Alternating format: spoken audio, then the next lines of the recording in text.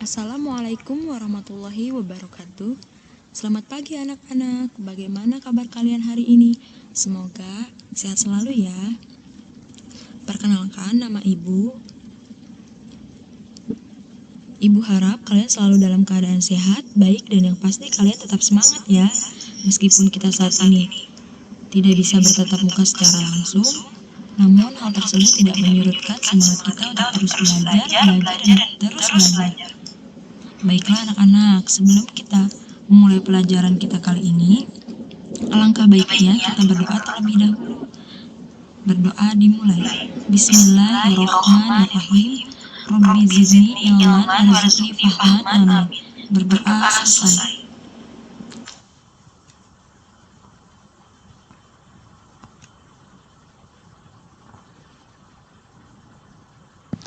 Hikmah diwajibkan haji dan umroh.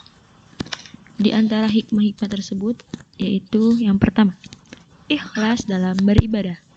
Pelaksanaan ibadah haji hendaknya dilakukan dengan niat dan ikhlas, yaitu mengharap ridho Allah Subhanahu wa taala. Hanya Allah Subhanahu wa taala yang wajib dan berhak disembah. Allah Subhanahu wa taala berfirman, "Wa idz bawwana li Ibrahim wa kanal baiti alla tusyrik bi syai'aw wa tahhir baitiya lit-taifina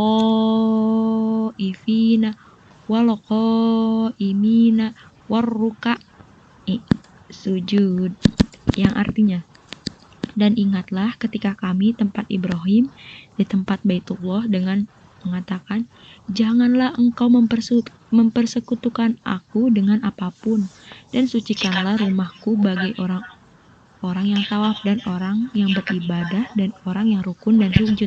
Jadi ibadah haji dan umroh ini harus dilaksanakan dengan ikhlas, tidak boleh dengan tidak ikhlas.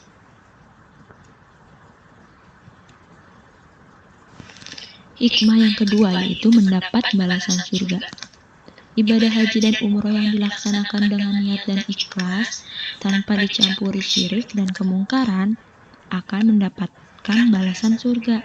Dari Abu Hurairah radhiyallahu anhu berkata, Rasulullah SAW bersabda, "Wal hajju mabruru laisa lahu jazaa'un illa jannah," yang artinya, dan haji mabrur tidak ada balasan yang pantas baginya selain surga.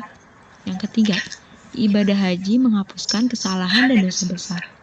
Melaksanakan ibadah haji dengan niat ikhlas karena Allah Subhanahu wa taala dapat menghapuskan kesalahan dan dosa. Yang keempat, meningkatkan kedisiplinan.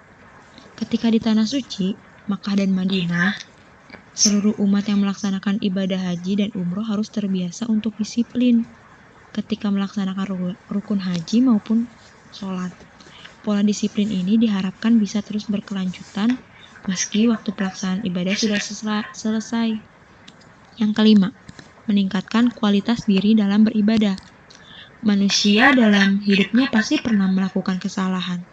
Akan tetapi Allah Subhanahu wa taala menjanjikan akan menghapus segala dosa hamba-hambanya apabila melaksanakan ibadah secara tulus dan ikhlas. Hal ini yang mendorong manusia lebih taat menjalankan segala bentuk ibadah termasuk ibadah haji. Yang keenam, memunculkan sifat yang sabar. Dalam melaksanakan rangkaian ibadah haji dan umroh, tentunya banyak godaan. Umat Islam di berbagai negara berkumpul di suatu tempat sehingga harus dibutuhkan sikap sabar agar dapat mengerjakan ibadah haji dan umroh dengan baik untuk mendapatkan keridhaan Allah Subhanahu wa taala. Yang ketujuh, melahirkan rasa solidaritas dan kekeluargaan.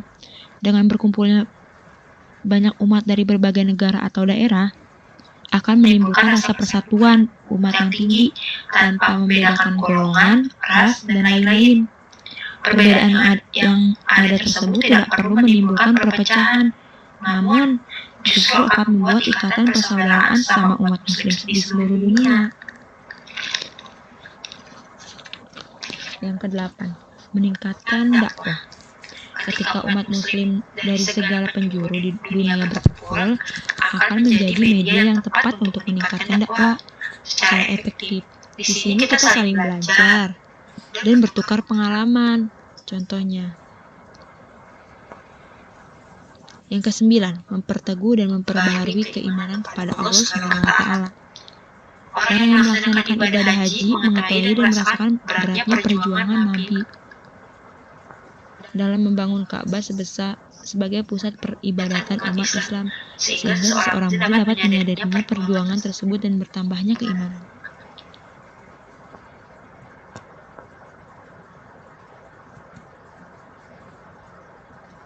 Pelajaran ini sudah selesai. Mari sama-sama kita